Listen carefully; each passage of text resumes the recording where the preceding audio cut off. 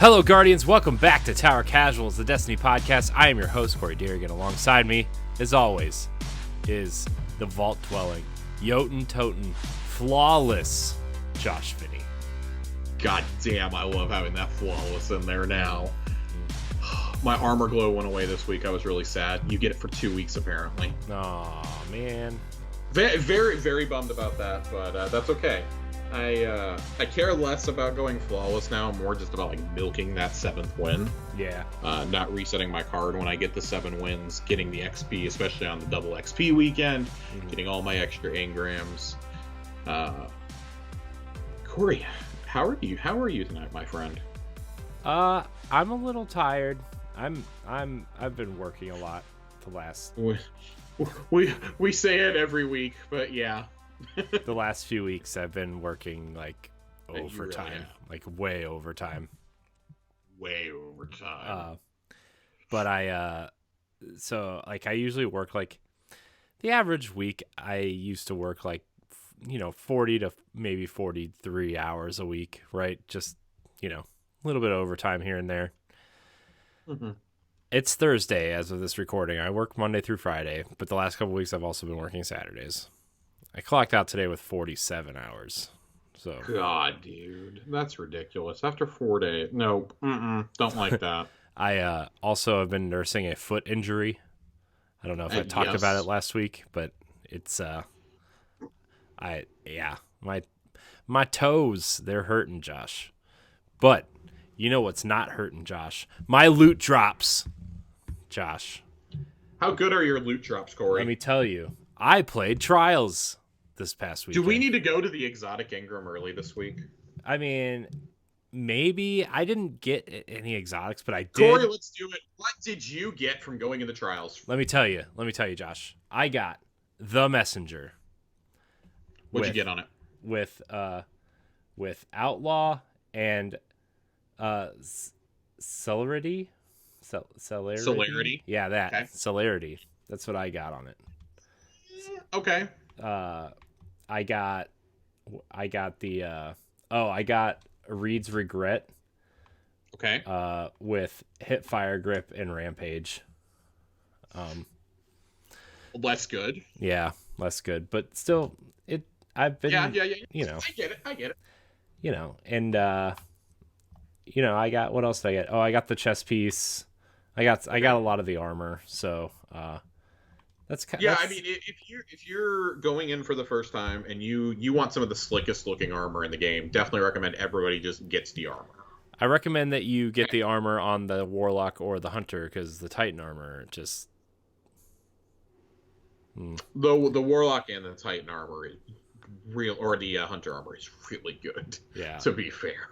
The armor's. I like the Titan set. I don't think it looks bad on any set. On any class. Yeah, I mean, I got the boots. I got the arms. I got the chest piece somewhere. But yeah, I enjoyed myself, and I got the mark. So all I'm missing is the helmet. So I might try to queue up this weekend and try to get the helmet just to have So it won't be up this weekend. Oh, right, because Iron Banner's going on. Yep, right.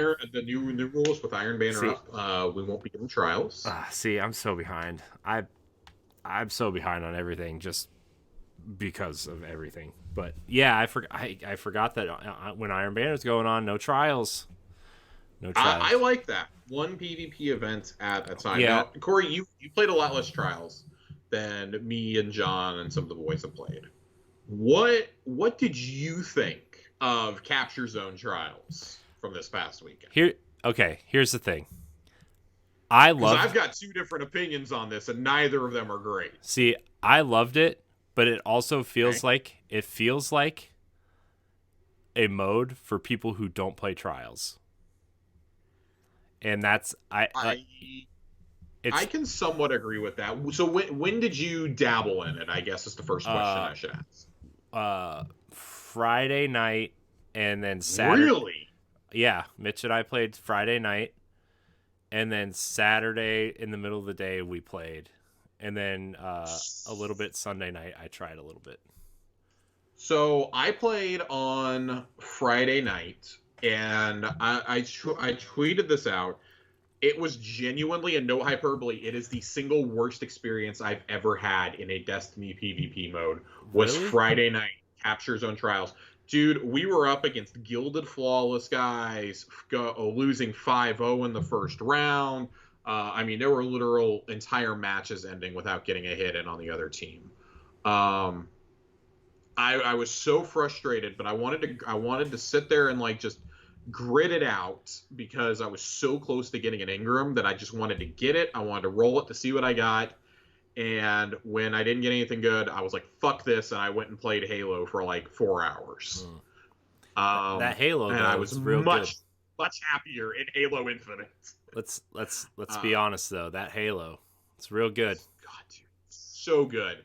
But I took some time to cool off. I came back Sunday after the flawless pool was turned on and just coasted to those 7 wins. Mm-hmm. Did not go flawless. I kept the same card that I had on Friday. I didn't want to reset. Mm-hmm. Wanted to keep my rounds because I wasn't sure if it was going to be just as bad. And Adept Igneous Hammer really doesn't do anything for me. I don't like hand cannons. Mm-hmm. It would have been getting it just for the sake of being able to boast about having one. Mm-hmm. I was much happier with the double trials XP once I was able to consistently get 200 XP a match, whether I won or lost. Yeah. Had a lot of great matches, a lot of close ones, lots of 5-3s, 5-3s, 5-2s. Even if we were losing, it was usually a 5-3. Mm-hmm. So I didn't feel too bad about it. Yeah, I think Friday night when we played, it was definitely more of a challenge, but we still... Friday is always the worst, yeah. I think. Yeah, we weren't like getting blown out though. Like it was like we had a lot of 5-3s. We had a few 5-4s. That's so crazy to me because like I've learned that like Friday afternoon is terrible for playing. Yeah. That's when all the streamers, all the PvP sweats, they are on as soon as Trials goes live. I've just learned that for my blood pressure and for my own sanity, I'm not going to queue up on Fridays anymore. I was getting really frustrated. Because it was such a downgrade of an experience from what it had been the week before. We had people who didn't know how to play it. It seemed we had a guy on our team who was 1280 for God's sake. Oh God. Oh yeah, it was real bad. I thought you had to be like 300 at least to be in trials. I have no idea, but this dude was running around with. I think it's because he equipped a gun after. He equipped a gun that was at 1100 power, so it dragged his whole power rank down. Okay, I got it. Was bad. It was bad. It wasn't fun. We were running into a lot of 3 stacks. But then when I came back on Saturday, my buddy Matt and I probably played about 3-4 hours of trials on Saturday afternoon. Had a real good time. I played some solos on Monday afternoon and Monday evening as well to get that reset in. And I do like the rewards track. So we were talking about this the last couple of weeks. When you reset where you have Eye of Soul and Igneous Hammer at on the initial track, they get replaced by Solace, Scar, and I believe the Messenger for your next run. And then I think the third run will be Shayura's and... I just completely lost my train of thought of what the other weapon in rotation is right now. But Reed's Regret, you'll probably get a Reed's out of it as well at that point. Shayura's and Reed's. So it was good. I liked it. Capture Zone Trials is definitely not my favorite, and it does require coordination. Mm-hmm. Not as much coordination, I think, as regular Trials. Yeah. But I will say, I think Wormhaven was a really bad map to try this experiment. Yeah. Yeah, that map, like, it was weird. It's bad. It's bad. I'm not a fan of that map anyway, to be fair. But I don't mind the map in a 6-on-6 mode, but in 3v3, it's just rough. It's way too big for it. Yeah. And I don't like how there's not like a central point to funnel to. Mm-hmm. I think that this experiment would have worked a whole lot better on a smaller map and having the zone always in the middle. Mm-hmm. I think that's kind of my personal takeaway, but also how easy it is to snowball on there, because you could wipe the team out and then you could still run. If you killed them near the point, you could still get on that point, all 3 of you, mm-hmm. and still technically capture it and get that additional 10% for your supers. Yeah. That is something that should never happen, I think. Yeah. I think that's really bad. I don't like that. I think if it stayed in the middle every time, that would help a lot. Because right now, all it does is if you lose, it encourages you to sit in the back with a sniper and just watch the zone, basically. Mm-hmm. Um, Yeah. I I'm all for the experimenting, mm-hmm. but I am glad they noted in the SWAB, and we'll get to it here in a few minutes, that they are done experimenting for a while, which is Mm-hmm. good. Yeah, I wish if they were doing this, like Trials Labs and Trials proper would be both be available. Because I feel like Trials Labs is like an experiment, but you still have the people who don't want to do that, right? It's like, remember when they were Right. experimenting with Iron Banner and like it was what Supremacy at one point, and then just basic deathmatch at some point. Like they were doing In that, and people Destiny didn't 1, like it. we had Clash, we had Supremacy, we had Rift, and we had Mayhem, all Yeah, at different points. yeah, and like Mayhem Iron And it kind Iron of blows Banner. my mind that we haven't gotten that again yet. Yeah, I think it's coming though. I think it's coming. I think it is too. It's the next logical step, right? Yeah. And that's kind of I want to share my role I got in Shayura's real quick before we get into some Iron Banner and versus Trials talk. I got heating up a kill clip on it, and I'm not as big of a fan of kill clip or heating up. Um, I do think like if you can just get on a roll with it, it's really good. It's a really good PvE roll. Mm-hmm. But I was just slaying out of momentum control with this earlier today. I was getting 3, 4 kills in a row, just holding the trigger down and pointing basically. Mm. I think that's a lot of fun. I've got a targeting adjuster on it too, which helps with the flared magwell and the polygonal rifling. So, or actually, fluted barrel. I'm running fluted barrel on it. So, really, really liking that one. I didn't get a good Shayuros last season, so that's been awesome. But so we talked the last couple of weeks about how Trials is kind of in this like ideal zone right now. They took it back, they took it into the workshop for a while, really worked on it, and they've said that Iron Banner is going to be the next one. Mm-hmm.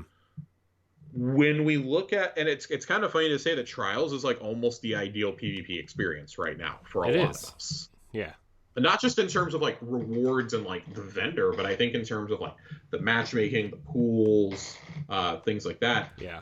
When Iron Banner gets this rework, it's almost a given that we've said it before. Every single vendor needs to be like Saint. Yeah. I do think when it's not a pinnacle mode though, we should not be paying nearly what we do at Saint. I even think the costs at Saint are a little outrageous at times.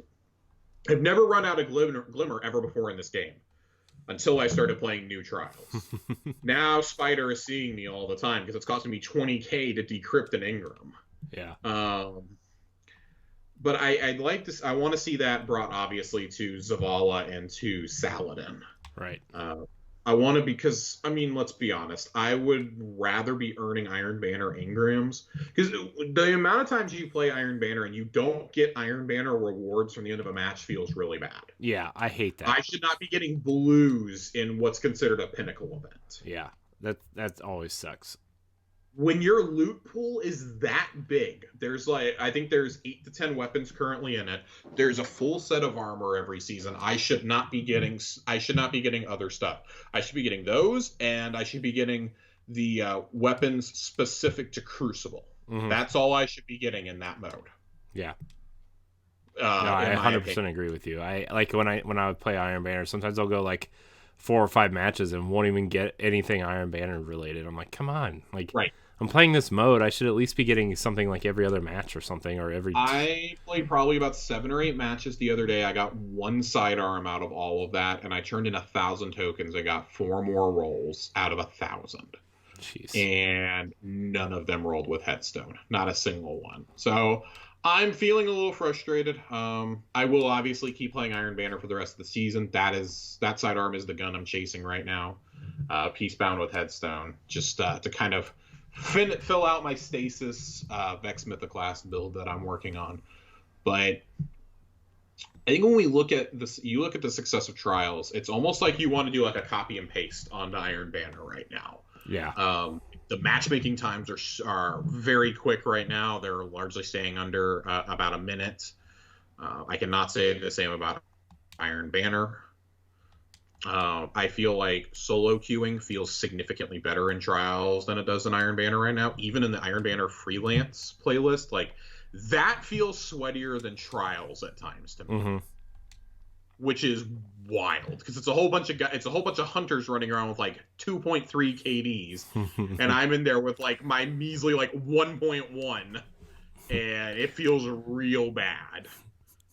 I saw this meme the other day, and I'm I don't know why it reminded me of you, but it was like my fire team, and it said the first Guardian had like 15 kills, the second Guardian had like 11, third one had 12, and then they're all standing there all cool, and then there's a fourth one doing like some ridiculous emote with 4 kills, being all excited. I was like, some reason that reminds me of Josh, even though I know you're way better. It's funny that you say that because let me tell you something.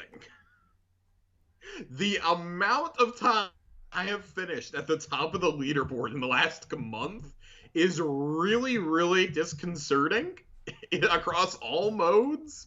We did Iron Banner the other day. It was me. We actually had a full 6-stack going. So me, Joe, and Matt were in there with A1 Johnny, Phil, and our friend Forrest. And we were continually mercying the other teams, running around as a 6-stack. And I think like the least KD on our team was like 4.0 in those matches. And then you've got like me and Forrest finishing with like 13.0s. And they're just like, what the hell? And it was like, Phil was dying, but he was weakening them. Like one of us would just run around the corner with Vex or with Shayuras and just gun down the whole team, just like straight into a line. And like, it shouldn't be that way in Iron Banner, but it is. Wow. I got some hate mail for shooting rockets into bases and things like that. Really like Supremacy now that or Ascendancy, is that what it's called? Now that I've been using it. Yeah. Ascendancy. I keep trying to say Supremacy, yeah. And that's definitely a game mode. That's the mode. That's the mode that they won't bring back for some reason. I know. That's the mode they want me to play, and I don't like it. I like Supremacy. I wish they would bring it back. Although I did play it a lot when I was a Titan in D1 with the the overbearing shoulder charge. That was like the Titan mode. You think Hunters? As long as I need them to take the stupid Scorched mode out of rotation. That is the least fun mode in the entire game. I stand by that. It's terrible. Take it out of the game. I think when we look at the improvements made to Trials and we look at what can be done in Iron Banner, like Iron Banner clearly needs help in the matchmaking. Mm-hmm.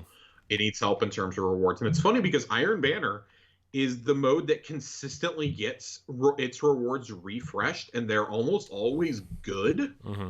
Like, Iron Banner's really been on a streak, I think, for the last year and some change about how good the rewards have been. Mm-hmm. Like, I use my forward path all the time. Steady Hand was an OP hand cannon there for a couple of seasons. Peacebound is awesome. Arguably the best. Peacebound is arguably the best sidearm in the game. Fool's Remedy was a Solar Suro sidearm you could get back in Season of Arrivals. Mm-hmm. Still no pool, still really, really good. Occluded Finality is pretty good. Ice got an auto-loading Vorpal, one of those. Reese Walker has its place. God, what are some of I can't even remember some of the other ones, but I feel like it's just got such I like Forge's Pledge. I know it doesn't hit as hard as some people like. I personally like that model of pulse rifle. It reminds me a lot of Solar Bygones. Yeah. The 390 pulses, which is funny because 390 is what I think. No, Messenger's a 340. I'm going to correct myself before I get it wrong. Messenger's a 340. Forge's Pledge is a 390. I still really like it. It definitely feels like the mode that gets the most love when it comes to its weapons. They always have a distinct look. I mean, a lot of them are reprised from year one, right? But in a completely different way now, because those were fixed rolls. These obviously aren't. And I think that really adds to it. There's always something to go chase. Yeah. in Iron Banner every season. Like I see people go like, "Oh, I don't even bother with Iron Banner." Iron Banner, I think, is a lot like Trials in the regard of, well, if you're just ignoring those game modes, you're going to be deliberately excluding yourself from some of the best weapons in the game. Certainly some of the most consistent, that's for sure. Yeah. And that's a shame. I mean, that's a real shame when you've got people thinking that way because, like, oh, it's too sweaty. There's too many people in there. Trials, I think, is accessible to anybody now, at least for, like, I mean, obviously resetting your Trials rank is going to be a gigantic pain in the ass, but if you can get those 7 wins, don't reset your card. If you don't care about flawless, or you're not going to, just sit there and milk the XP. Like, it is totally worth it. We were getting Ingrams like every other match. We were getting golf balls, we were getting prisms, and just like having a real good time. Win or lose, we were having a good time, because even if we got stomped, we were like, well, that sucked. If we have this happen too many more times, we're going to go play something else, or we're just going to hop off for that thing. And I know that's a lot easier said than done. I may sit here and say, like, oh, I'm terrible at PvP, but I know, like, I'm not, I wouldn't put myself as above average, but I am slightly above, I think, the average PvP player. I'm not God tier. I'm not even, like, as good as the best person in the group that I play with, but I do think that I am above the normal person who is like, oh, I can't win in Trials ever. Like, if I can go flawless, almost anybody else can. I'll put it that way. Yeah. And I think it's good that we have things like flawless. We have adept weapons. I do like that the mods are there were some mods that were into the flawless chest in Trials. Those mods have now been put into Grandmaster Nightfall chests and into Master Vogue as well, which I really like to see. Especially this season with the adept fusion rifles, or with the adept linear with reeds, and with adept plug 1 from last season. Charge time is now in the Grandmaster loot pool, so that's one that's really exciting to me, is to see adept charge time in there. Like, oh, you can fire off those shots even quicker. That's a difference maker in something like Trials, or in a Grandmaster, or in a raid. Like, those can make the difference, and I like seeing those. Like, I think there has to be something to chase. But we were having this conversation, I think it was on Saturday, in the group chat.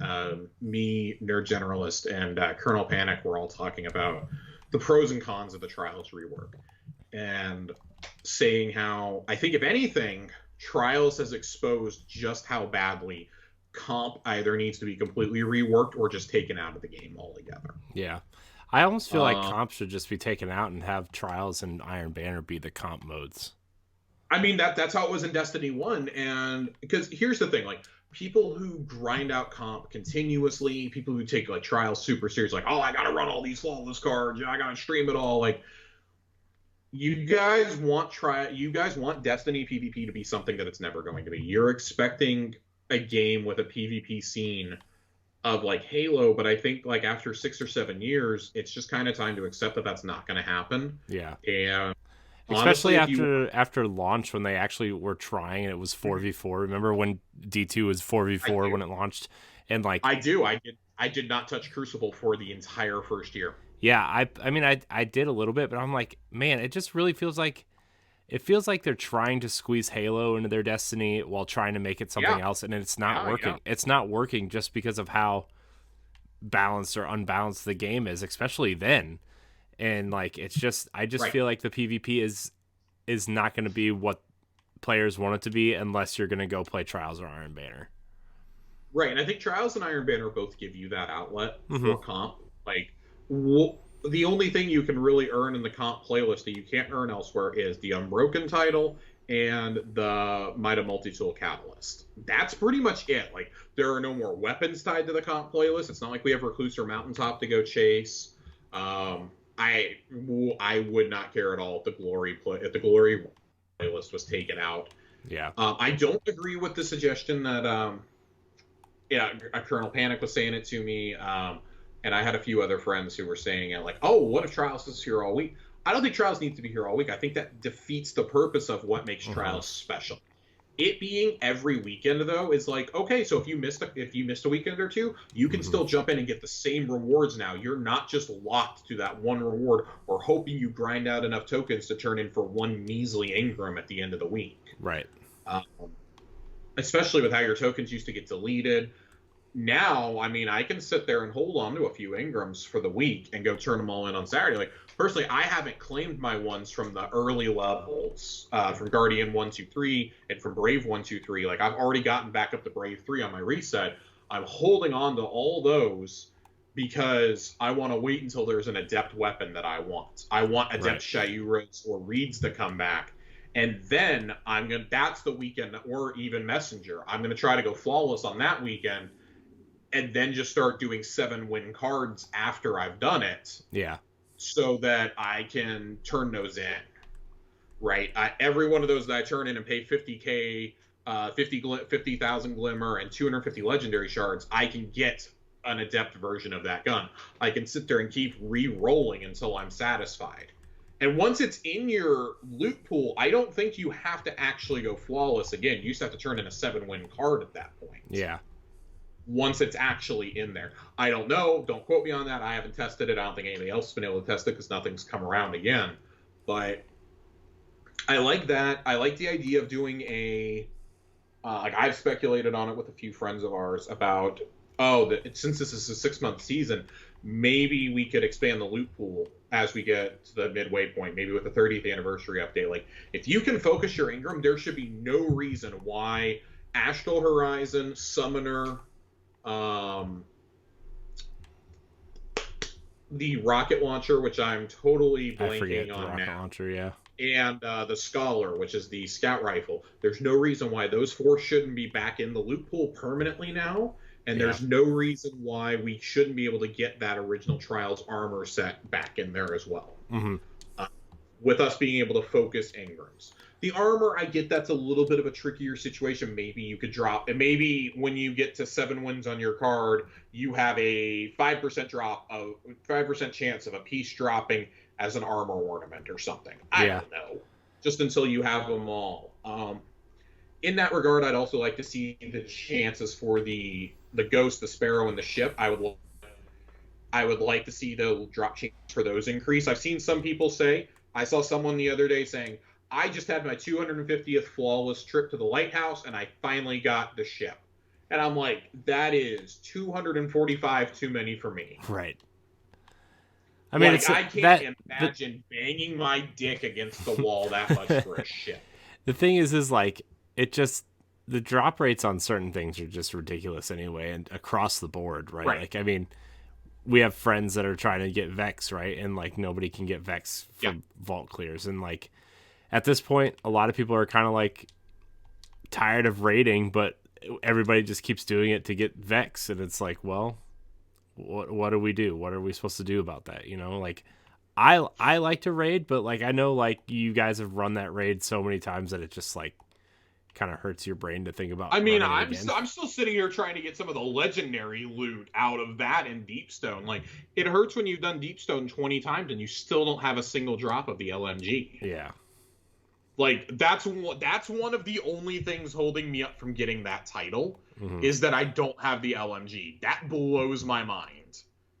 That I've done some of the challenges, and I've done, like, do an entire run with all stasis, do an entire run with all void, all solar, all arc. Like, I have done all of that, but I haven't been able to get the legendary LMG to drop yet.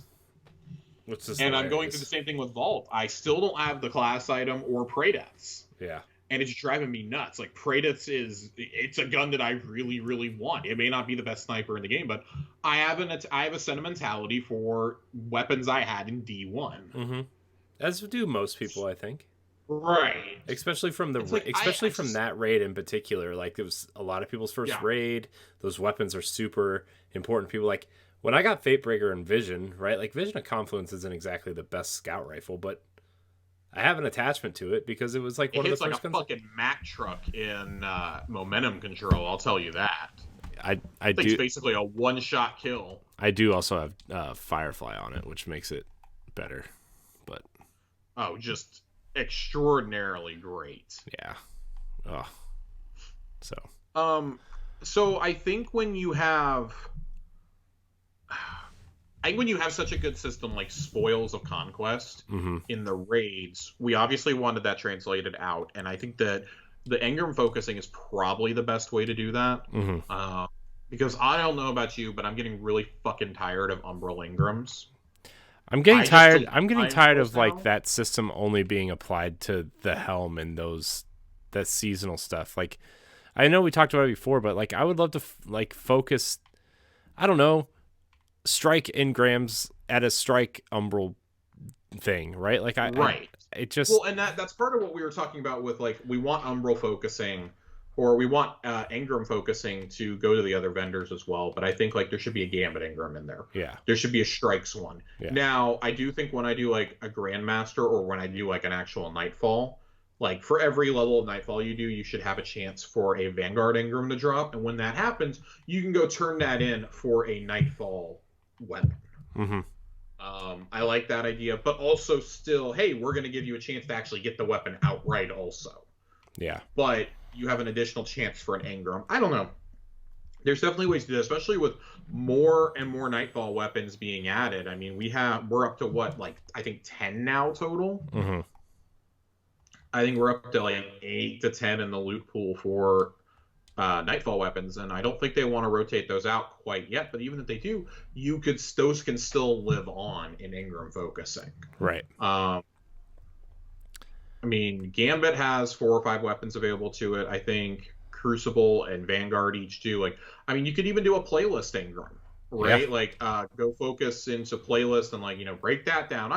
I don't know. Like, I think at a certain point it becomes too complicated. Mm-hmm. Because there's like 3 different screens you can go, 3 or 4 screens you can go into right now, and I do like this season's where it's like, oh, you can turn in X amount of the currency for this season and get 2 splicer weapons, or get 2 hunt weapons, or 2 chosen weapons, and that's really cool. So you don't have to go grind out the seasonal activities. Because I'm now in a position of probably needing to go grind out a threaded needle linear fusion rifle so that I'm not always running Reed's Regret. Mm-hmm. You should have kept. And it's unfortunate because I had about 50 them. of those. I had about 50 of those fuckers drop, and I deleted every last one of them. I kept linears 2. have been linear fusion rifles have been ass in this game for as long as I can remember. Unless you played with Queenbreaker for the 2 weeks it was good, you played with Sleeper for the 2 weeks it was good, or you were gifted enough to have 1K. Yeah. Which I'm back up to 1K being the only exotic in the game I don't have, and it's really bothering me. Every time I see it, it just like is staring daggers into my soul. The game is having just to do some ribbon checkpoints in the next few months to try and get it before the Witch Queen. The game is just really just doesn't like you sometimes. God, you know what? I'm much more okay with something that I haven't run a lot, as opposed to something I've done like 24 times and still don't have the fucking legendary LMG from it. Like, I can't complain though. I was lucky enough to get Eyes and Vex, and earn my Anarchy and my Teraba, like legit, didn't go buy them with spoils or anything. And as far as I'm concerned, if you're buying raid weapons with spoils, you 100% did that shit legit, because it takes forever to earn those spoils, and to sit on them and not go spend them is really, really difficult. Yeah, I kind of wish they'd extend spoils out to other activities, though. Well, and I mean, that's something you and I were talking about, and I remain convinced that they're going to extend it out to dungeons now, with them saying that we're going to get a pinnacle PvE activity every single season now, whether it's a raid or a dungeon, that those are going to alternate. I have to think that we're going to start getting spoils from dungeons as well. Yeah. Even if it's not as many. Which I would like to see also. Yeah, even if it's not as many, right? Because, like, I don't know. I feel like, especially because like I've finally run all the dungeons now. Like, I kind of feel like they're fun, but they're definitely not as hard as a raid. They're definitely not as. No. So. Not even remotely. No. Prophecy though, it's a cool dungeon. Prophecy is cool as shit. It's one of the absolute best things they've ever done. Yeah. We've said for a long time, like the raids, the end game content, raids, dungeons, that's really where Destiny shines through. And I'm really glad that we can put Trials back up. I feel like we can put Trials back up there now Mm-hmm. and say this is what PvP should aspire to be. Yeah. And we're gonna kind of get to it here in a minute, but there was a point last year, like we've openly speculated on here a couple of times, where it was right around the time Rivals was launching, where the Destiny storytelling team and where Bungie as a whole had to sit down and say, okay, do we go all in on PvE right now and fix that before PvP or what? And I know it's going to hurt the PvP community to hear us say this, but I think they 100% made the right choice in deciding to go and fix PvE and fix the storytelling and the seasonal modes and the pinnacle activities, as opposed to desperately trying to keep PvP the same as it was or keep the status quo and things like that. Like, PvP took a huge hit. There's no denying that, and I think that changes the stasis. Countless episodes already. Countless episodes, and we're not going to relitigate old ground here and old complaints, but it really seems like finally all the teams are like synergized, and we've talked about the impact of COVID and working from home, and I only want to begin to imagine what that looks like for a live service game. But I think of any multiplayer game out there, I really feel like Destiny has handled it. And this isn't me, like sucking Bungie's dick or anything. This is me just, flat out saying, like, I feel like they finally have a cadence down for it. Yeah. And I feel like them and the Final Fantasy 14 team are about the only ones that really like kind of mastered it from a multiplayer standpoint now. Like, yeah. Bungie is to the point now where they're letting roles that they're hiring for be permanently remote. Mm-hmm.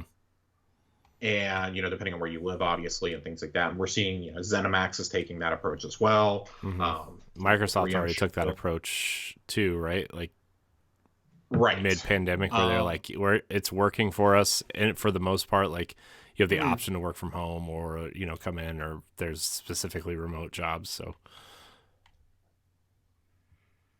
yeah, I think that you look at something like that and you look at the storytelling that we've gotten, and it really is kind of crazy. Like, they've made it to where for about 8 weeks, it's like a TV show that you're tuning into almost. Mm-hmm. You're guaranteed moving the story forward. You're going to get good dialogue chunks. You're going to get lore pieces to go read. You're going to get some engaging story content.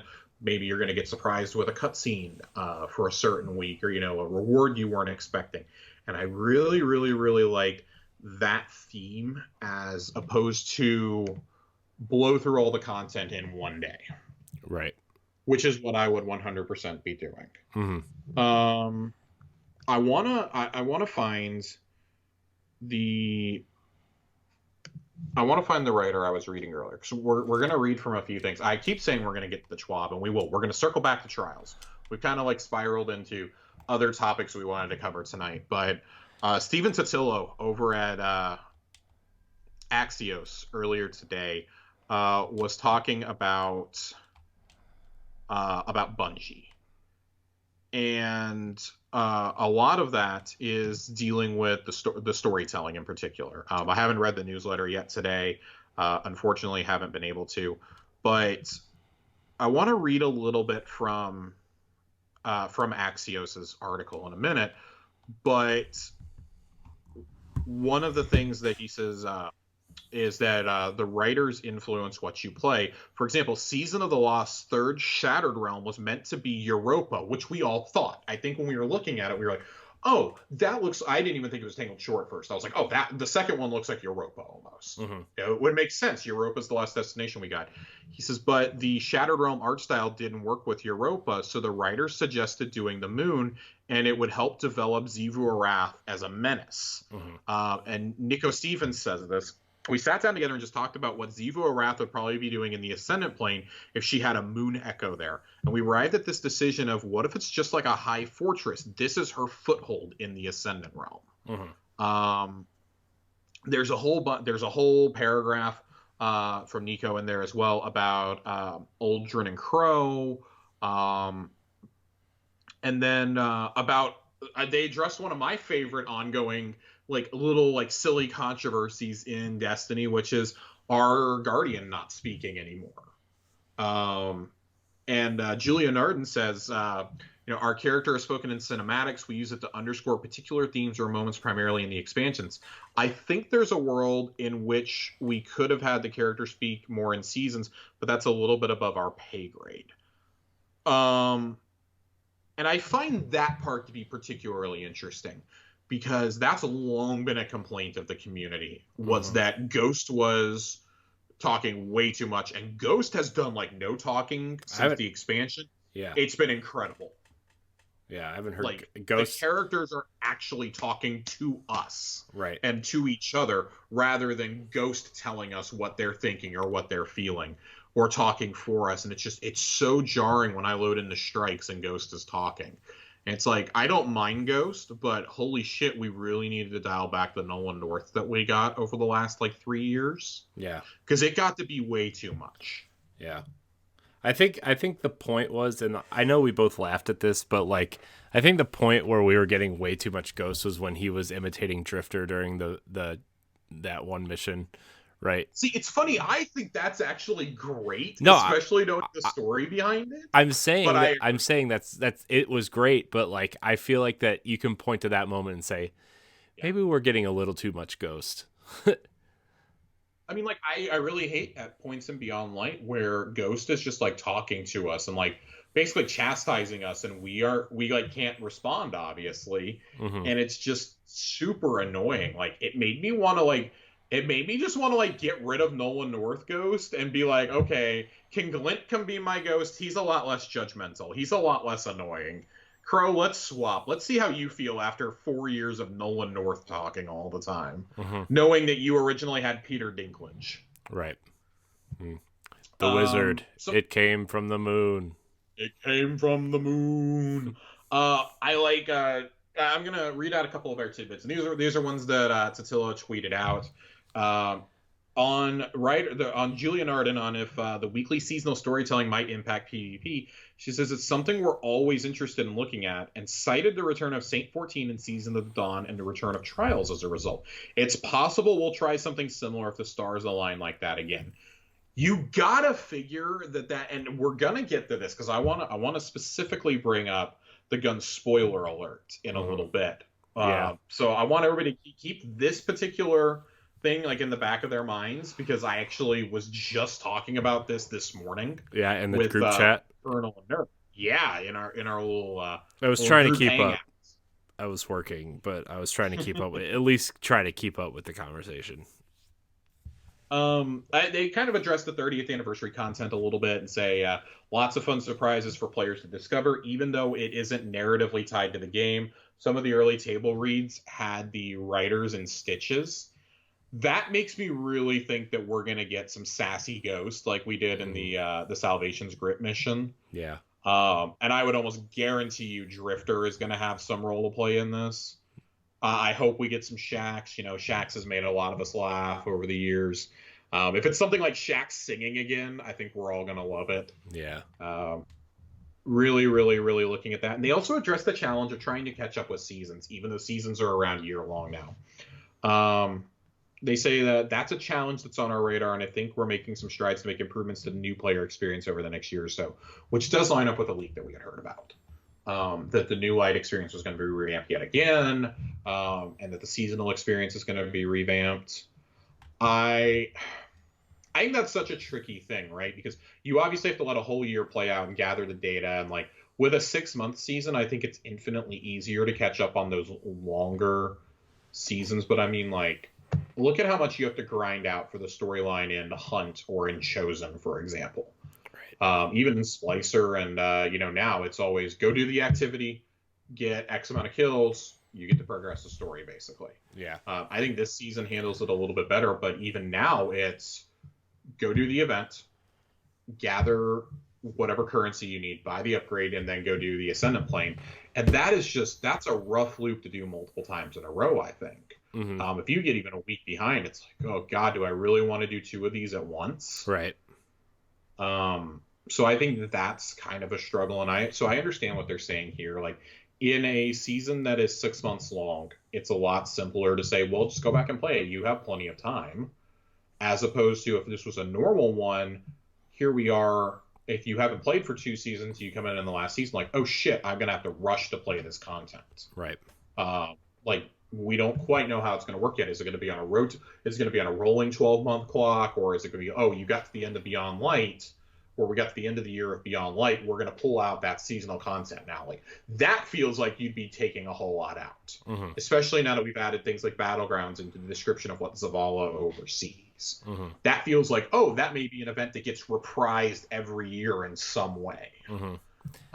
Yeah, I could definitely see them doing like another version of Battlegrounds at some point. Maybe it doesn't involve the Cabal, but maybe it's like right. You know, I don't know, maybe it's a like Taken offensive. Yeah, it's a Taken offensive or something, or you know, it's Hive Guardians have landed on fucking Earth. I don't know. You know, maybe we're doing excursions into the Throne Realm. Like there's so much you can do there, I think. And I think Battlegrounds is really the one where you could reprise it without any problems. Like you can't really do that with Override unless you make the Vex a major part. But even then, if I ever see Override or Expunge again, I might actually just turn the game off. Gosh, dude, like I played so many of those, and that was the only way you could get that currency, which is mind-blowing to me. You could get lure charges from anywhere. You could get gold from anywhere. You can get the current currency from anywhere. Whatever the fucking currency is now, you're getting it in droves. But man, that decrypted data you could only get from overrides, and it was the worst. So you had to choose: do I buy the upgrades for my gauntlet, or do I actually get the gear that I want? There's really no middle ground, and nobody wanted to go grind. I mean, that's like a 20-minute activity. Nobody wants to go do that. Like when I can go play around a momentum control and get the exact same amount of my currency now. That's just absurd. I don't get that. And that's, I think when we talk about the seasonal model, like that's one of the things we've all highlighted that has to change is you have to be able to earn this currency from just playing the game, not forcing me. Like if I had to play Astral Alignment over and over and over again for this currency, I'll guarantee you I wouldn't be getting it. Yeah. Because I don't have time to sit down and play like 3 rounds of a 20-minute activity and be like, well, that was probably my playtime for this evening, and I just wasted it doing that. Like, I like the idea of being able to get in, do my run of that for the week, do my Shattered Realm, and now that I have all the abilities, I'm exploring a lot more, shoring up a lot of the triumphs and a lot of the mysteries, which a lot of them are really cool. Especially recommend everybody for the ruins that the moon ruins that we have this week to go to the Warmonger's Tower. That is just one of the coolest things, I think. If you go down into the tower, it's very Pit of Heresy-esque, and I really like it. I think finding mysteries like that is really cool. Though, like you have to have multiple abilities to be able to do that. But I think when we do things like that, and that's seasonal content, that's also something that's prime for us to be able to go back to down the line.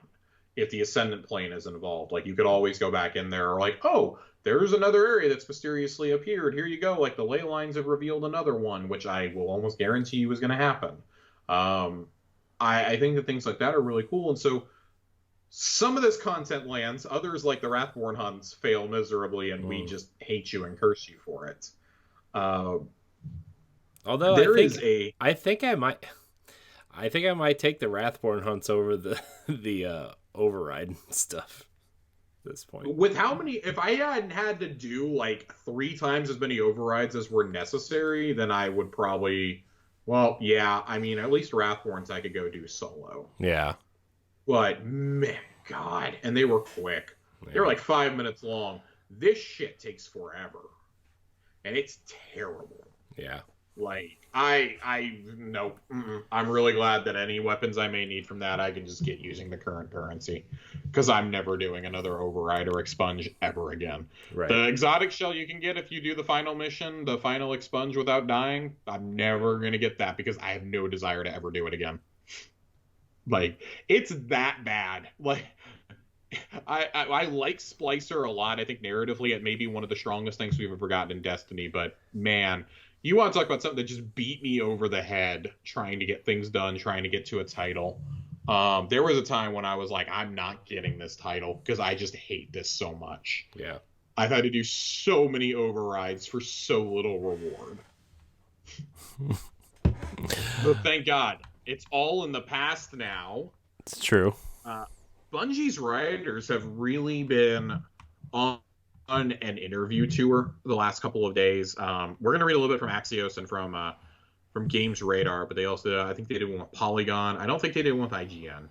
I think there's something on Game Informer also. I think Game Informer had one as well. I think it's a lot of the same information, but I still wanted to read from those a little bit.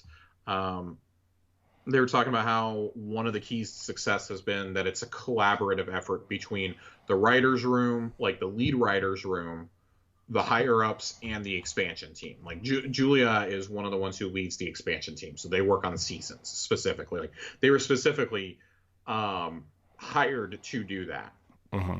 But they kind of emphasize in this article about how Bungie maps its seasons out in year-long chunks, deciding what characters and arcs will play out across the 4 seasons, which isn't something that I felt like we really got for Shadowkeep seasons. Mm-hmm. That felt really disjointed. Only really at Arrivals did it feel like Arrivals felt like it organically flowed into Hunt. Mm-hmm. But the other 3 felt really disjointed, and like they didn't really serve a purpose.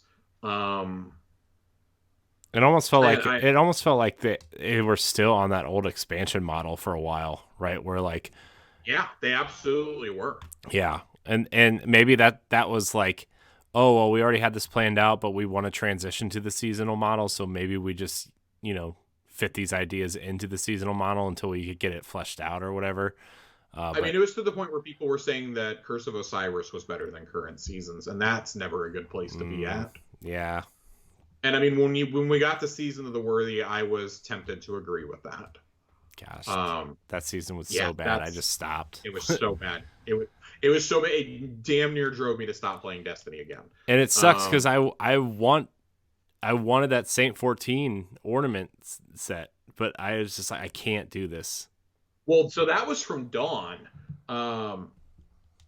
This one was the one where you go do the fucking Seraph Towers for the seasonal event. You're right. Yeah, at least Saint 14 season, we had the Sundial, which I think was the best of those arena modes that we used to have to sit through. But I like what they say here. The writers point to the 13th season, Season of the Chosen, which ran from February through May, as the one in which they nailed an episodic model that they liken to tuning into a TV show every week. It kicked off with a peace treaty, led to an assassination attempt, and then a big climax, all offered through a mix of playable activities, audio files, and text documents that were doled out week by week. 2 seasons since Chosen have followed a similar cadence. We think we've got it down to a science, and we're really confident and comfortable with the way we're handling things. But Narden notes, while we have a formula that's working well for us, that doesn't mean we won't switch it up to keep things fresh. Thank fucking God. Thank God. Because let me tell you something. If we have to do another 6-person arena mode, in a row, I might actually scream. I may actually scream. Like, the Wrathborn hunts were fine because we didn't like them, but it changed things up. The banking things during the Arrivals mode, like, that's one where a public event actually mattered and was actually done well. But I think Battlegrounds was definitely a step in the right direction. But man, going from the overrides / expunges to what we have now in the Shattered Realm, I think that this season's activity is far better than Override. I think that Shattered Realm is better. I did like Expunge. I will say that. For all my criticisms, I really did like it, and I think I made that really clear during the last season. Mm-hmm. But man, I'm already relieved that I'm basically done with the Shattered Realm stuff. I have like 3 triumphs to shore up, and then I'm done. Like, I never have to go back to the one from this week ever again. I've completed 21 out of 21 triumphs, done. Everything I need for the title in there, done. But I also like the idea that we're adding legendary versions of these activities too, to keep us coming back. Yeah. And that Bungie's finally figuring out how to prevent data mining by just not putting things in the game until they're ready for found. Right. I'm not getting the season spoiled for me right away. And I encourage you to go read the Axios article. A lot of it is really things that we've talked about before. Um, but I really want to focus on what they say here, because this week a lot of what Bungie was talking about was inclusivity, about accessibility, about visibility, diversity, and inclusion at Bungie itself. And I again encourage you to go read those on the Bungie blog. We're not going to get too in depth into them here, but there are some accessibility changes that are going to come to the game in future seasons that have me really excited, because it's not just something for players who have a difficult time, like with pulling triggers and clicking buttons repeatedly. Let me tell you something. Having to pull for my sidearm like 300 times in a minute is really annoying. Having a full auto mode you can just trigger sounds fantastic. Mm-hmm. I'm really looking forward to that, because you're still gonna have the same kick that you would normally. Mm-hmm. Like, nothing's changing in that regard. But I like that. Well, I like what they say here. Bungie is one of the few game studios whose leadership is visibly political and overtly inclusive, but the writers focus more on in-game reasons for this evolution. Everything is very black and white, and the sense was we're being attacked, we're defending ourselves. That's an easy thing to convey. But as conflicts go on, you start to hit these ruts of nuance where decisions need to be made about things that aren't so cut and dry. We're having conversations about how can we do this universe justice and paint it with all the colors in the palette that we've created over the last 6 or 7 years. And I like what they say here specifically at the end for what's next. The writing team is well into working on next year's batch of seasons, and while each season is locked in as it begins, feedback can impact future ones. The character Crow was showcased more in this year's later seasons because fans responded to him well in Season of the Hunt. You love to see it. Crow is like the best character in the game right now, and it's not even close. Especially after this week's dialogue at the end of the story mission, when you have to go talk to Savathun, and she finally tells Crow who he was, despite Glint begging. It's a heartbreaking scene. Crow gets reassigned. We don't know to where yet. Mm-hmm. And man, that is just...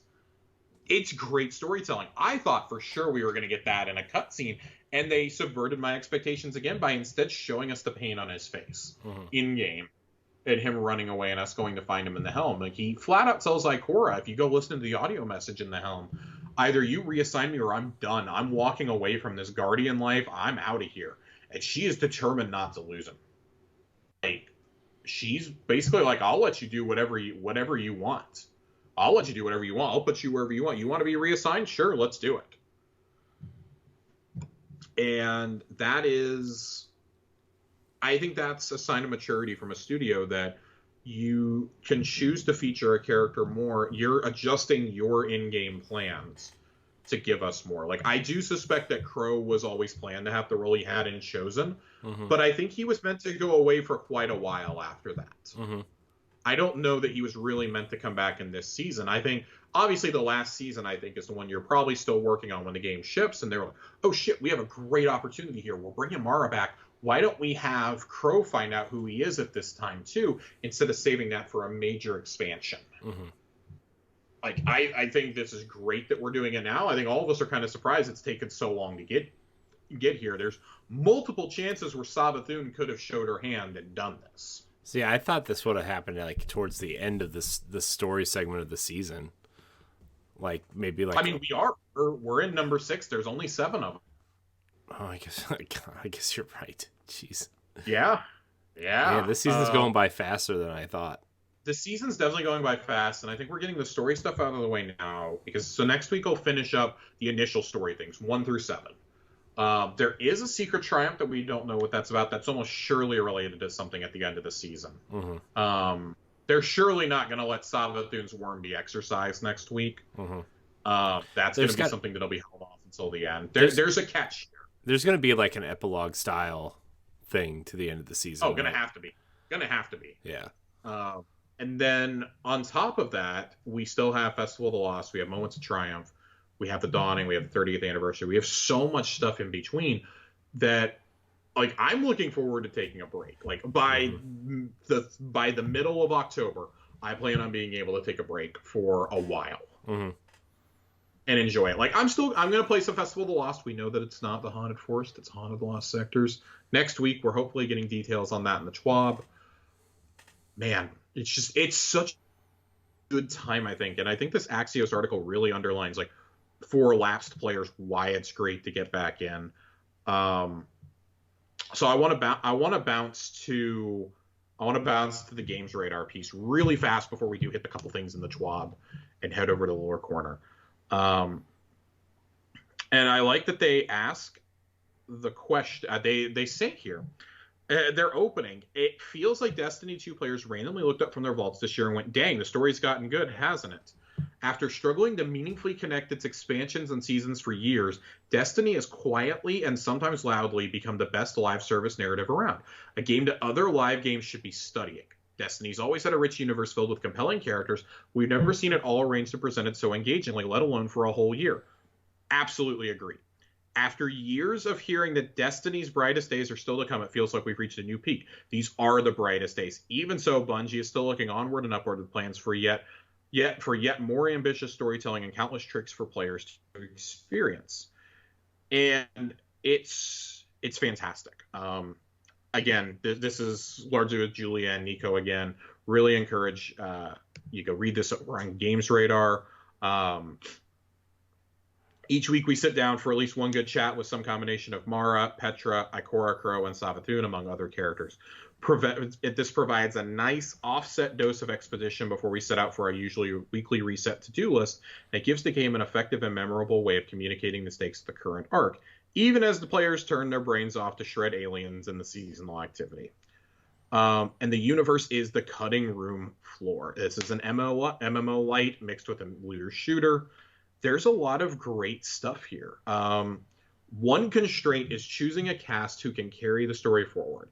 The rich universe is sometimes a burden. There are tons of characters fighting tons of battles at any given moment. How does Bungie pick and choose who to put on stage? The answer is triage. One of the challenges we have with the stories we're trying to tell, because we've got multiple seasons in a year and we have a very small window in which to write a season, work with the other disciplines and create this cohesive thing, is there's not a lot of room to do all the things we want to do. We triage stories and characters. It would be amazing if we could have included Eris in Season of the Lost, but as we were writing the list of characters who would be invested in what's going on, we've got Crow in front of Mara, so we need Mara. We need Petra. We knew we were revealing Osiris to be Savathun, so automatically we need Ikora to be involved because Osiris was her mentor and one of the leaders of the Vanguard. We knew we needed Saint involved because Saint was Osiris's partner. It gets to a point where we can't put any more characters into a story without diluting the quality of the story we're trying to tell. Eris didn't quite make the cut, but that doesn't mean we're not interested in telling stories with Eris. It just means we're going to tell that story in a different release. I love it. The old Bungie would not have shown this restraint. Yeah, they would have tried to pack everybody into the They would have story. packed everybody in or only focused on like two characters. I mean, Season of the Dawn literally was Osiris and Saint. Yeah. Like, Season of Arrivals was Drifter and Eris. Mm-hmm. And look at where we are now. Like, Hunt was Spider and Crow. We've even grown from that. Mm-hmm. You know, you may have your principal character who's leading it, but like, I would always say, you know, look to Season of the Chosen. Chosen really is the point where I think everything kind of came together finally. Mm-hmm. You had Zavala being the main quest giver, but Saladin was involved. Amanda Holliday was involved. Crow, obviously. And then in Splicer, you know, you had Mithrax, we had Ikora, we had Lakshmi, we had Saint. Saint, Saint and Mithrax together, you know. God, I want a cool statue of them, of Mithrax and Saint back to back. I need them back to back while they're from their stance in that cutscene. Mm-hmm. Yeah, and all the while you've got Osiris, quote unquote, interfering with everything, and right. it's such good storytelling. And it feels like something that we never would have gotten before with the model they were trying to do. These are the kinds of characters they would have crammed into something like even the Taken Kings narrative. Like, that's universally considered to be the best expansion, but it was really Eris and Cade.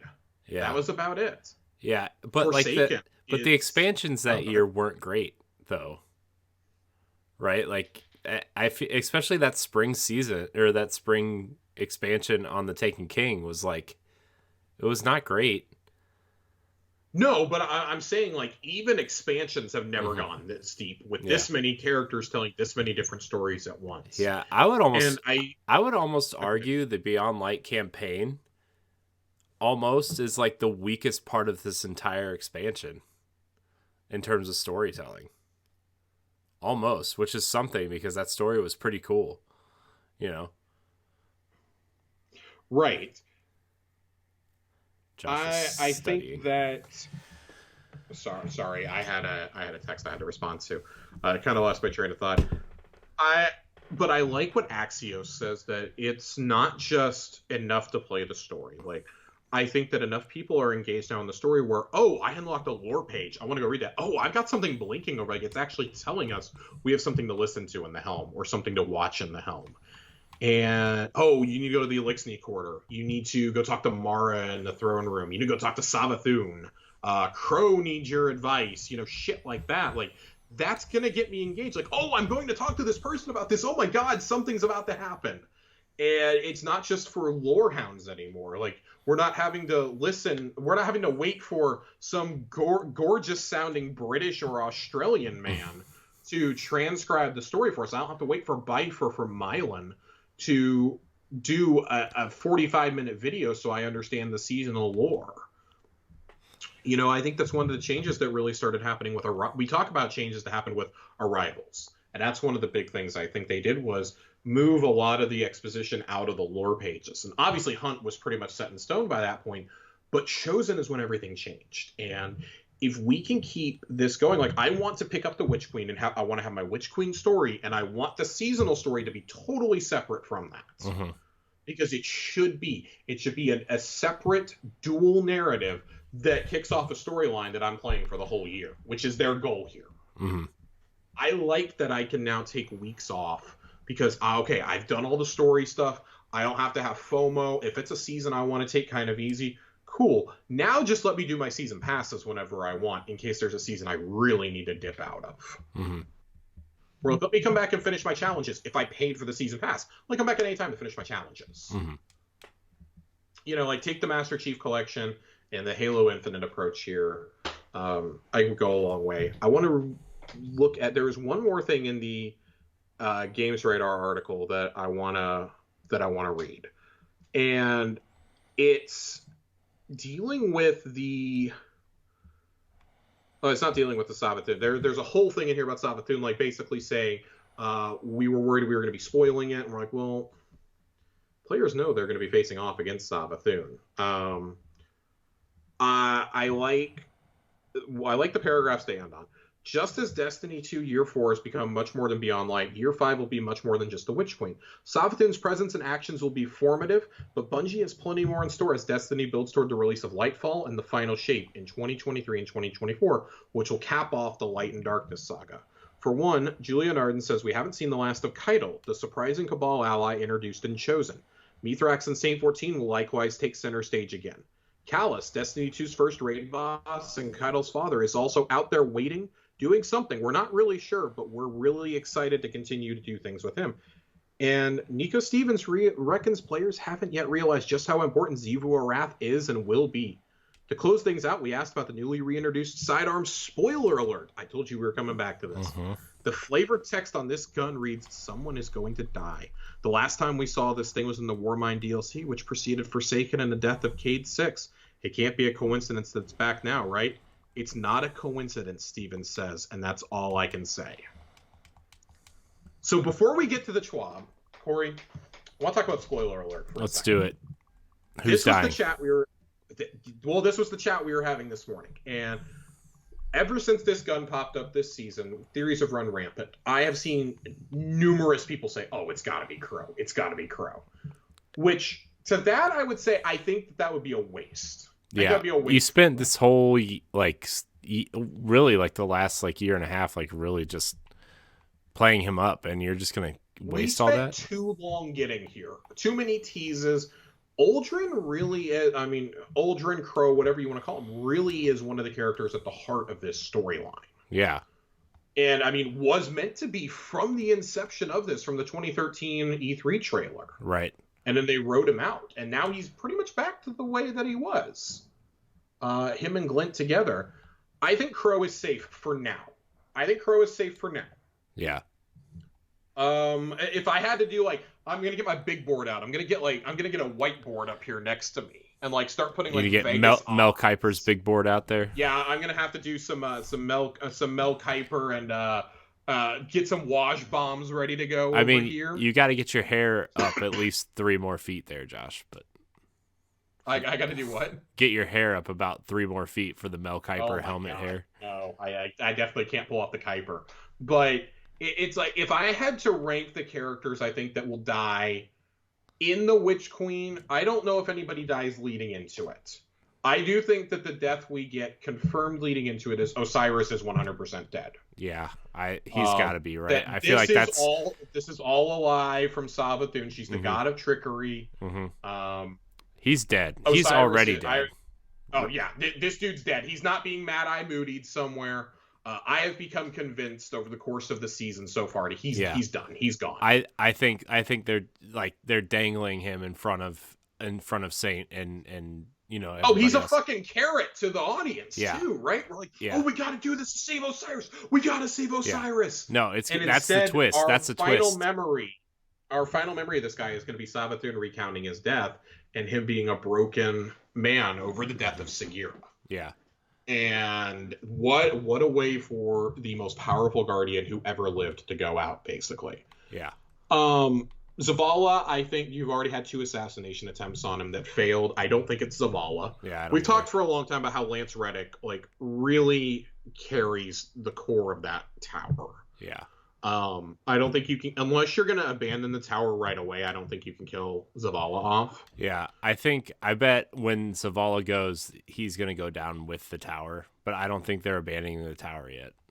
I don't think Zavala's dying at all. Yeah. I've had the theory in my mind for a while that when the Light and Darkness saga ends, we're leaving this solar system behind, which makes sense.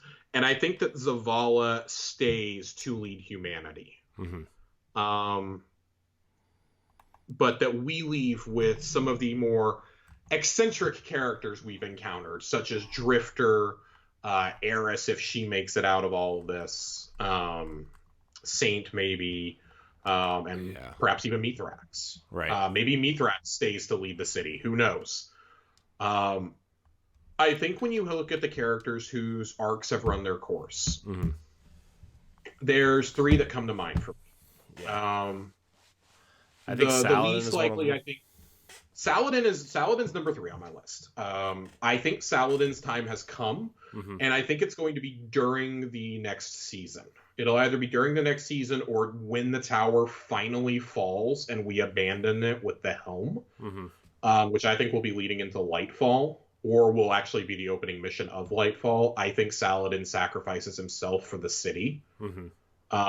We've had a lot of lore focusing on Saladin. We're actually going to visit Saladin in the lore corner today. And for the next couple of weeks, we're going to spend some time with Salad Bowl. But he's a guy who's really thinking about things. He's really thinking about life, about legacy. He's trying to patch things up with Zavala. And these guys haven't talked in about 50 years. Him, Zavala, and Shax do not get along. The 3 of them don't see eye to eye. They don't talk. So I think he's primed for a death. You have Ephrodite, who can step in and take over the Iron Banner. She's been off doing who knows what since the Red War. Polishing her helmet. It is confirmed that she's alive. So, but you can't have Saladin dying without learning the truth behind Fellwinter and Rasputin. I think that is something, and I think an actual reconciliation scene between our 3 main titans is going to have to take place, whether it's in a cutscene or whatever. I think it's going to be like some sort of cutscene where like they all have to fight together, maybe. God, dude, I'd love it. Listen, I can only get so erect, okay? I imagine him going out in a blaze of glory, summoning the Iron Banner axe and just going nuts with it. And like at the end, when the fire is like died or something, we're given his axe as an exotic. Yeah. Just how cool would that be, man? Like, dude, bring it on. I'd love to see it. Number 2 on my list is, I'm going to say Eris. I think that if Eris dies, it's going to be in the Witch Queen.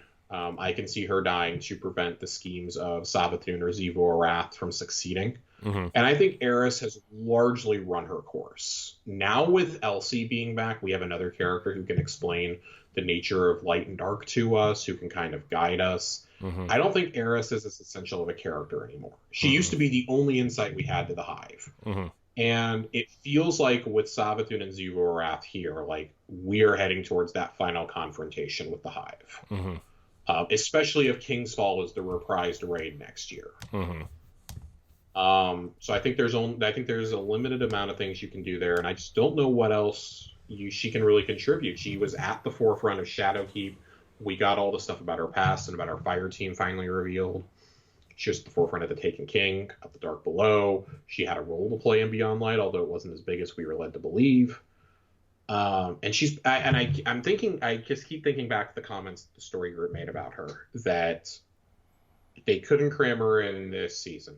So I think Eris is on the chopping block, but that's an easy guess, especially if you read, like we read the future lore about Elsie. Mm-hmm. About Eris was really Savathun the whole time in that timeline. Mm-hmm. That's who she impersonated and not Osiris. Right. So now we have to wonder, could that still come to pass at some point? You're forced to think, could that happen? But I think the most obvious, and I don't know if it's really obvious, but to me it is, choice for somebody to die that I think would impact the player base. Eris, I think, would matter a lot to veterans because we'd be like, oh, well, we've been with Eris through so much. Mm-hmm. And that would almost certainly be her and Saladin would both be very emotional deaths, I think. Mm-hmm. I think it's Ikora. I think Ikora is being featured in a lot of the Witch Queen stuff. She's obviously shown back up last season. She's playing a pretty big role this season. And we know she has a major role to play in the Witch Queen, not just from the trailers, but from the story group themselves. Mm-hmm. They've told us that she will be back in a major, major way when that happens. Ikora's been on the sidelines for a long time, but she's even been conflicted about what is right and what is wrong ever since the death of Cade. Mm-hmm. And we know that to this day, we read it last week, she regrets not doing anything she regrets not avenging Cade's murder. And how hard it's been for her to accept Crow as a guardian, knowing that in a past life, he killed basically her best friend. Mm-hmm. And that she didn't use the hidden to track down Uldren quick enough. And because of that, she blames herself still years later. Mm-hmm. I think that it would be a fitting end for Ikora. To go out fighting Savathun or fighting Xivu Arath alongside of us. We've talked for so long about how we want to see these NPCs fight with us. Like, I would have loved in the final override, while you're fighting in the boss arena for Scourge of the Past, Saint and Mithrax are fighting alongside you and the other Guardians. Mm-hmm. And then when you jump in, they basically tell you, they tell you already, like, oh, go, we will defend, go. And that's, we see the cutscene afterwards. I would love to have seen them fight alongside us. Imagine Saint popping off a Thunder Crash just out of nowhere. Imagine Mithrax coming out with like dual Lord of Wolves or something. Just how nutty that would look. That'd be awesome. And I realize like that may be beyond the scope of what we can get in this game, but I'll never stop dreaming about it. I envision a scenario in which we're fighting whoever the final boss of the Witch Queen is, whether it's Savathun or Xivu Arath or the real power behind the Black Fleet, like whoever it is. I imagine Ikora coming in and when we're about to lose, sacrificing herself so that we escape. Mm-hmm. There's just so many different routes that can go. I would say my dark horse choice is Mara Sov, but I think that Mara still has a role to play. We still don't know who she was communing with. Way back in Forsaken, and this has stuck with me for years, she tells us we have to leave her throne world because her next guest is will not take kindly to those born of the light. And that's always piqued my interest for who that would be. It's the leader of the Black Fleet. It's the leader of the Veil, right? Like, dude, if it's the fucking leader of the Black Fleet, I want to know what Mara's game is here. So maybe like, I don't know, when the Awoken were like basically murdered off in the Taken King. Like maybe when she escaped, like that was the deal she made, you know, to live. Quite possibly. Quite possibly. I'm not sure. I mean, there's definitely more to be explained than we know right now. Mm-hmm. But Corey, it's getting late. Let's run into the TWAB real fast here. The TWAB. The TWAB. There's a lot of number. We saved the TWAB for the end because there's not a whole lot this week. There's a lot of stuff in here from Trials Labs. I would encourage you guys to go read this. There's a lot of numbers, a lot of statistics. Like basically, there was still only a slight dip from the weekend before. Keeping pretty consistent with like what they expect for drops. And they do say this is the last time that they're going to change anything up. They're basically going to put everything back to how it was in week 2 until probably December. It sounds like early December will be the next Trials Lab. So we're going to get through October and November without any major changes except to the matchmaking change, which is supposed to come at the end of October. Mm-hmm. I suspect that will probably be implemented after the next Iron Banner at the end of October, beginning of November. But they go in here a lot of troubleshooting with the feedback they receive from Trials Labs. We are looking at authoring additional neutral capture locations in a few maps to support further labs this season. We may still play around with a milder advantage position used in extreme cases, depending on the map, but we want to make sure we have at least 3 neutral locations, which is good. And they want to remove the gain super energy on capture from the capture zone, which is really good. And they says these changes are going to need a lot more work and play testing than the changes we've been making so far. We're looking to get something ready for another run at Trials Labs capture zone as early as December. So we may not even get that until the new year. That I think it's good news. I think everybody pretty much likes how Trials was those first 2 weeks, universally the best. And I look forward to that. But I do hope that they take this criticism and feedback to heart and maybe explore something other than elimination for 3v3. Just 'cause elim is just such a pain sometimes. And I think the capture zones are supposed to help with that. But then you have people who don't want to play the objective at all, who still want to rush in, and it's a whole thing. But there's a whole lot there on Trials. I encourage you guys to go read. There's a whole lot of explanations behind why some complaints were coming across Twitter. Some of the major complaints are addressed there. Of course, like we mentioned earlier, disability awareness and accessibility at Bungie. And it's part of their whole everyone can play initiative. That's their new emblem, new pin that's going to be sent out or included.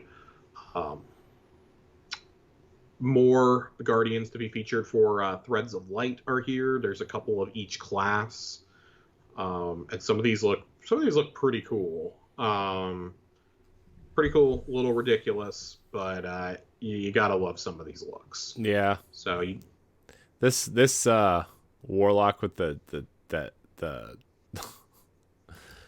I don't even know what it looks like. It's ridiculous. The one with like the big, like the antlers in the. Wait, is that even that's a Titan? Oh shit. Oh, the Scorn looking head. No, that's definitely a warlock. Oh, okay. No. I see the one you're talking about. That is it's a warlock. That is definitely a Titan. A warlock. That's a warlock. Yeah, I thought it was a Titan. I thought it was a warlock. The stag. I thought it was a warlock, and then I was like, well, I see the fuzzy shoulders, which is usually a Titan thing. And then I was like, no, that's from Splicer, I believe. Yeah. Yeah. Man. That's definitely one of the cooler looking ones. There's some really cool Guardians in there. Go take a look at that, of course. They will all get the emblem, of course, so that gives me hope that it's not just 3 people every month. Mm-hmm. They do talk about Grandmasters and Grandmaster difficulty here a little bit. Grandmasters will go live on Tuesday, on October 5th. I will not be participating in the first week because fuck the Hollowed Lair. No. I'm gonna hopefully be up for Lake of Shadows when it comes around. I think it's week 2. But going forward, the Grandmaster catch-up node will become available at the same time Grandmaster difficulty is available, so long as you have the Conqueror title but have not yet gilded it this season. Grandmasters will have gone live by the time this change comes later in the season, but the catch-up node will be available when Grandmasters first start in seasons going forward. Each Grandmaster will be available. The Fire Team leader has not completed the Gilding Triumph for that strike during the season. In other words, you may play each featured strike for a season to earn your gilded title. Once you've gilded your title, the catch-up node will no longer be available. This is incentive for me to never, ever gild my title. Ever. I don't have the Conqueror title. I don't plan to ever get it. But this is incentive for me not to care. Because I really, really enjoy the last, when they put the catch-up node in, being able to just play something like Lake of Shadows or Inverted Spire like 15 times in a week to get as much loot as possible. Yeah. I think they're going to have to re-examine how that works, but I get it. No, don't do no it. changes for loot. No major changes for loot. Adept versions of Nightfall-specific weapons such as Palindrome or the newly released Hothead rocket launcher, cores, prisms, and ascendant shards, and adept weapon mods for impact, charge time, blast radius, and projectile speed can now be acquired from Grandmaster Nightfalls in addition to trials and raids. I love that they put in here, don't feel shame if you need some guidance. There are plenty of creators throughout our community that are eager to provide tips, tricks, and in-depth guides to help you on your way to the Conqueror title. I found it so funny that one of the community managers, who is fairly good at this game from what I gather, had to watch Fallout Plays' guide to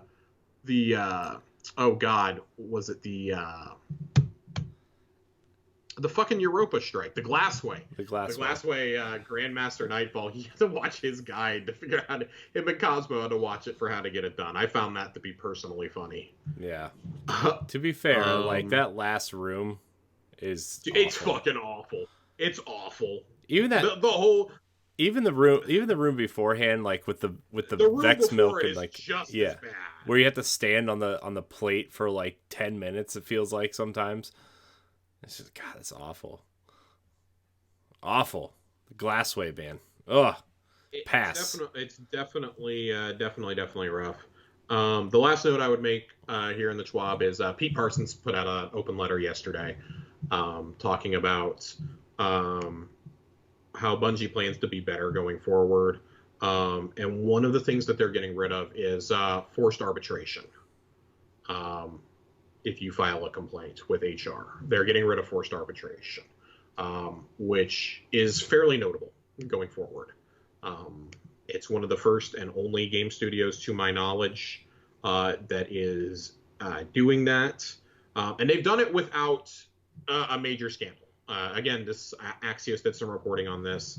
I like specifically that Pete Parsons writes, "It is our responsibility to keep you safe, to earn your trust, to ensure you have supportive channels to share your experiences, and to demonstrate through our actions that we hold everyone at every level to the highest standard of personal and professional behavior."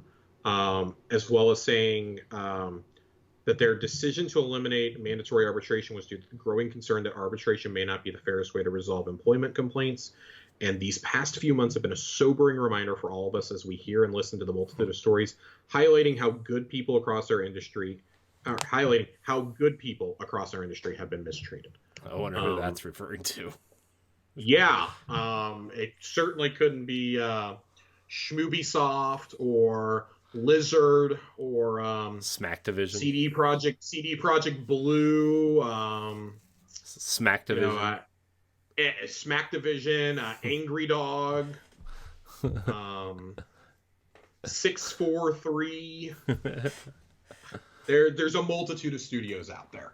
And this is not something that, is just limited to Activision Blizzard. We brought it up before in the past. And I've seen a lot of people go, "Oh, thank God Bungie got out from underneath them. Thank God." And it's like, yeah, I'd be lying if I said I didn't have that thought, but like, that's not what's important when we read things like this. Right. It's about taking responsibility. Not just like as a man, but as a human being. Yeah. It's about taking responsibility for those around you, for those under you, for those above you, for your coworkers, your colleagues, but also for your communities. Mm-hmm. You can't preach this message of being better for your community if you're not going to hold your employees to that same standard. Yeah. And not that Bungie hasn't had an issue with that. Like, I want to be really clear, we would have heard about it, but at least not to my knowledge, they haven't. But it's more like they're taking care of it before it becomes a problem. Mm-hmm. And I think that's a really important step to take. Like, we've seen Bungie as one of the most vocal game companies out there when it comes to, social justice, when it comes to equality. And I encourage you to go read Pete Parsons' whole letter. Again, like, I'm giving everybody all this homework to do. Go read Pete Parsons' open letter. I think it's really important to hear it straight from him and not from like Joe Blackburn or Chris Barrett or Luke Smith or Noseworthy or somebody like that. Like, it is important to hear it straight from the CEO's mouth. Yeah, it's a good thing. It's a good letter. It's a great letter. Encourage you to read it, and also to read the one about disability awareness. Those are two really big ones. Like, this is a company I'm happy to support, and I'm glad I have all these years. Definitely. And it seems like they're trying to clean their own house up. If they're going to be, preaching like we have to be better, they want to keep their own house clean. So I think that's personally admirable. Yeah, it's good to try to solve a problem before it exists. It's and like take the right steps forward. It's always it's always harder to play catch up, even especially in bad situations like what some of these companies are going through right now, right? Like, look at what Blizzard and Activision are going through right now. Like, they're never going to get out from underneath that, right? So this is a good step to get ahead of something before, if it ever happens, like it's just good. So yeah, for sure. But Corey, with that, let's end the show like we always do by taking a trip to the corner. Yes, Lore Corner, my favorite part of the show. Favorite. Tonight's Lore Corner, and possibly next week's and the weeks after. Well, definitely next week's, but it depends on how many pieces I want to read next week. Come from the Iron Banner armor this season. And we're gonna read the first two. It's from the helm and from the arms, respectively. And it's all about Lord Saladin. Some know the legend. We threw ourselves on the blades of tyranny so others may live free. Lord Saladin. Saladin remembers what it was like to be young. He remembers the exhilaration of discovering the infinite power he now holds in his hands. He remembers the terror, too, his first death and the agony of a ruptured lung. His mouth had been too full of blood to form words or plead with his ghost, so he tried with his eyes instead. Saladin remembers his second death because it was quicker than his first. A wrong step in a minefield outside of what used to be a city called Nur Sultan. He laughed when his ghost reassembled him. Then he cried. Saladin remembers deaths 3 through 65, but does not dwell on them. Instead, he regrets the thousands of hours of sleep lost to nightmares, and how much less vibrant his recollection of that period in his life is compared to his noble centuries spent as an Iron Lord. Saladin remembers the day he stopped counting deaths. Something about you is different, Yolder had said, and put her hand on his. Saladin remembers all this and more when he looks at the crow. He feels rage from a hot pit in his belly when Osiris tells him about the young Lightbearers suffering at the hands of his fellow guardians. Osiris asks him if he can keep a secret. I don't like secrets, Saladin says, and that's the end of it. The gloves. Some know the legend. We were forged in the fires of a burning world. Lord Saladin remembers burying bodies by the dozens. He remembers being thankful that the ground thawed early that year so they wouldn't have to burn them. Fires brought light and smoke brought fallen raiders. Fallen raiders brought more bodies. It's a vicious circle, Aphrodite had said as she tied off a funeral shroud with great care. Saladin remembers the bundle being very small. One day, I'm going to break it. Saladin remembers how easily the body fit in his arms. How light it felt as he laid it in the grave. He remembers with shame, pretending not to hear Aphrodite's words so he wouldn't need to respond to them. He remembers not having anything kind to say. Saladin remembers all this and more whenever the crow talks back to him. Sometimes he bites down on the inside of his cheek. Sometimes he looks up to find his ghost focused on him with a knowing look. He doesn't say anything to his ghost either. I think this is fascinating. That Saladin, when he's thinking about his past, is also thinking about the present with Crow. This is a guy who clearly wants to bend bridges with the Vanguard, but also can't get past the fact that they are literally letting Uldren Sov Reborn walk around the tower.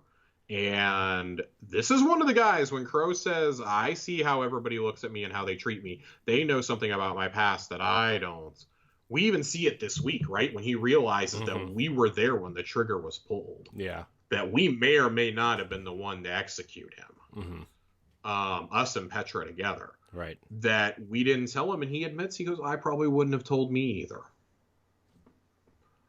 And you can tell that Saladin, as good of a man as he is, really, really wants to say something. Yeah. I feel so bad for Crow, right? Because, like, right. It's not like he remembers, you know? It's not... I mean, it's not his fault what happened in the previous life, right? That was Aldrin's fault. It's just... I feel so bad that he's going through something like this, especially because, like... And we talked about this a million times, but, like, the other Guardians barely... Or, like, if they find stuff out about their previous lives, it's because they found out in a weird way or something. It's not because they remember, you know? It's just like, man, Crow's going through so much right now. And it's hard to look over that, you know? It's hard to look over that. And I think that Saladin sees a little bit more of himself in Crow than he cares to admit. Mm-hmm. Especially as we read further into this lore, you know, we're going to see that. We're going to see why Saladin's kind of restraining himself. Mm-hmm. But when you read this kind of lore and you read the stuff that we've had about Saladin the last couple of seasons, which is, I think it was Empty Vessel last season. Mm-hmm. And the stuff that we got during Chosen in the notes from the front. This is a guy who is just, the centuries have finally caught up with him. Yeah, he's weary. He's tired. He's had dialogue for us at the end of the Iron Banner quest. He doesn't trust what we're doing with Crow. He doesn't necessarily trust Zavala either, but he's gonna fall in line anyways because he realizes he's not in charge. Yeah, even though he thinks he should be. Yeah. And that's why I think when we talk about, spoiler alert, that Saladin has to be on the short list, because I think all of this, they don't put things in these lore books without them having a purpose. Right. And especially, like, because, like, that's something you don't think about either. Yeah, the Guardians are immortal because of their ghosts, but, like, the ones who have lived for, like, centuries, especially someone like Saladin who remembers things and, you know, like in this, he was one of the very first Risen. Yeah. So, yeah. And it's like he talks about his first deaths and, you know, being resurrected and remembering and, like, going through so many things. And, like, you think about the Rise of Iron and that first cutscene where he loses everybody, right? And then you think about, you know, what's kind of happening now. It's like he's been through so much. It's like one of those things where he's like, he's probably ready to die and he's going to do it honorably, you know? Right. I just imagine him, like, having a Captain America moment where he, like, pulls the shield and the hammer out at the same time, and just goes crazy. I would love for him to pull those out and, like, thunder yeet somebody at the same time. Give me the scene that we were only told about with Osiris. Yeah, give me that with Saladin if you're gonna do it. Yeah, where he uses all the supers at once, like week 2. Yeah. Yeah. Oh my god, dude! Like, I don't care if you have to blow the whole cutscene budget for the year on it. Give it to me. Yeah. I give it to Blur too. Give us that full, like, oh man, multi-million-dollar cutscene. We gotta have a content warning before we say things like that. I'm just saying, give me that Blur cutscene, man. That's a little that's a little intense for me. Call up Phil and say, hey Phil, we need to borrow some cash. Because we're going to do something really cool. We'll pay you back eventually. We'll just sell the ornaments. We'll sell a Phil Spencer helmet ornament in the shop. We'll sell that chest piece ornament that's just like a random t-shirt with a black Xbox zip up over it or something. Oh man, there's so many cool things that you could do. I'm very, very interested to see where Saladin's story goes. Like, it's quietly becoming, I think, one of my favorite side stories to the whole narrative. Because, I mean, there's legendary Guardians that we've only heard about that we've never actually seen in the game. Right. That if you're going to do a true Avengers Assemble, we're going to need to see them at some point. Right. And the most notable ones really are Warlock Arnor, who is one of Ikora's Hidden. Has worked alongside her and Eris for years. Marcus Wren, who at one point was thought to maybe be taking over the Hunter Vanguard post. Shiro has to come back, I think. And I mean, probably the most infamous Guardian that we've never met. Well, not infamous. Infamous, I think, is a bad word. The most famous Guardian we've never met. Shin Malphur. The original wielder of the Golden Gun, of the Last Word. The protege of Jaren Ward. Is good. He's the only Guardian who didn't have to die to become a Guardian. Yeah. He didn't have to die first and have a ghost res him. Jaren Ward's ghost, after Jaren was murdered, came to find him and bonded with him. So I think that's, and I don't think that that's by coincidence. I do think that we're going to have something along those lines. Like maybe somebody else's ghost does that at some point. So I'm kind of curious to see, because when we talk about the characters that are in the tower, you see, and I know we're kind of getting off track here, but you see Amanda is lightless, and so is Hawthorne. Does them end up with a ghost eventually? If Ikora sacrifices herself, does her ghost go to one of them? Maybe. I think that's a fair question to ask, and obviously that's not something that we want. Like, we don't want that to be abused. But that would be like a one-trick pony. Here we go. Yeah, happening. It's definitely like a symbolic gesture. It would have to be big, right? Like it would have to be big, and it would have to be a character that I think like the audience is really bonded with.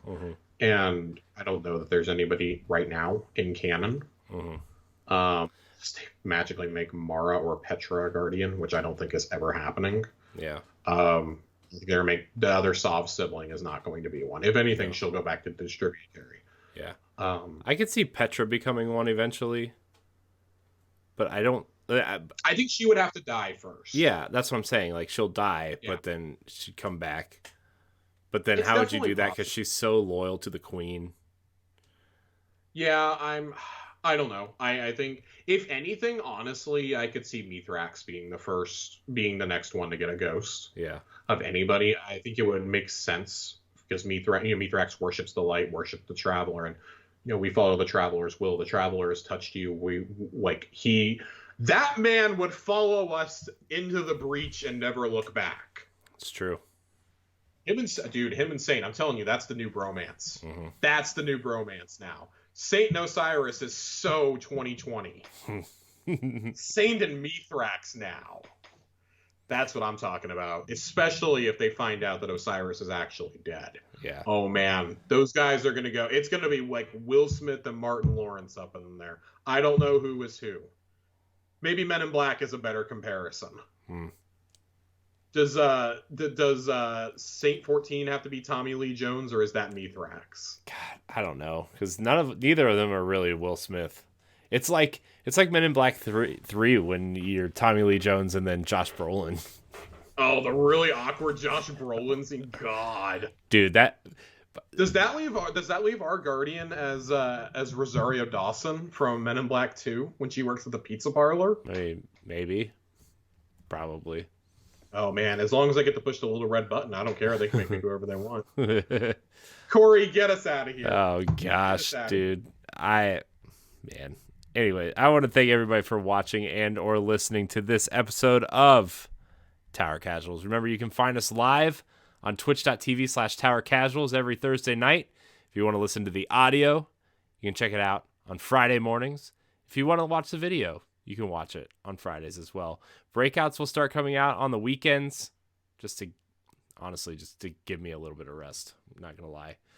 You can check out all of our lore corners separated out by season. You can check out breakdowns of the TWAB, everything else there on our YouTube channel if you want. Just little snippets, as they say. Pod chips, as Josh likes to call them. Pod chips. Pod crisps. Light. Anyways, Light. Josh, where can we find you?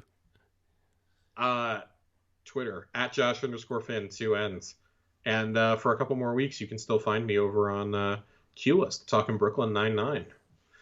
And then I watch the sunset on a grateful universe and I relax. Only Destiny and Halo after that. Yeah. we gotta figure out some Spartan Slayers at some point. We really do. Yeah. You can find me at IamCoreyNHD on Twitter and Instagram. You can find Tower Casuals on Twitter and Instagram at Tower Casuals. If you listen on iTunes, leave a nice rating and review. Thank you so much for watching and or listening. Until next time, we love you. Goodbye.